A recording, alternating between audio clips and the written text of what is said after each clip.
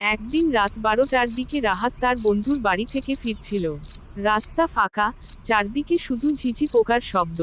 হঠাৎ সে দেখতে পেল, রাস্তার মোড়ে সাদা শাড়ি পরা এক মহিলা দাঁড়িয়ে আছে। রাহাত ভয় পেয়ে দ্রুত হাঁটতে শুরু করলো, কিন্তু মহিলাটি তার পেছনে পেছনে আসতে থাকলো। রাহাত দৌড় দিল, পেছনে তাকিয়ে দেখে মহিলা নেই। কিছুটা স্বস্তি পেয়ে সে আবার হাঁটতে লাগলো, কিন্তু সামনে তাকিয়ে দেখল, সেই একই মহিলা দাঁড়িয়ে আছে, এবার মুখটা উল্টো ঘুরানো। ভয়ে রাহাত জমে গেল। হঠাৎ বাতাস ঠান্ডা হয়ে এল। মহিলার ঠোঁট নড়ল, কিন্তু কোনো শব্দ নেই। হঠাৎ তার মোবাইল বেজে উঠল, বন্ধুর নাম ভেসে উঠল স্ক্রিনে। রাহাত কল ধরল, ওপাশ থেকে বন্ধুর গলা, তুই এখনো রাস্তায়? শুন, ওই মোড়ে যাস না।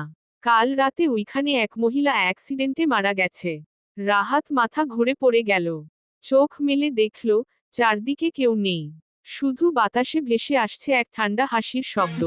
সেই রাতে আর রাহাত বাড়ি ফিরল না। তার খোঁজ আজও মেলে না।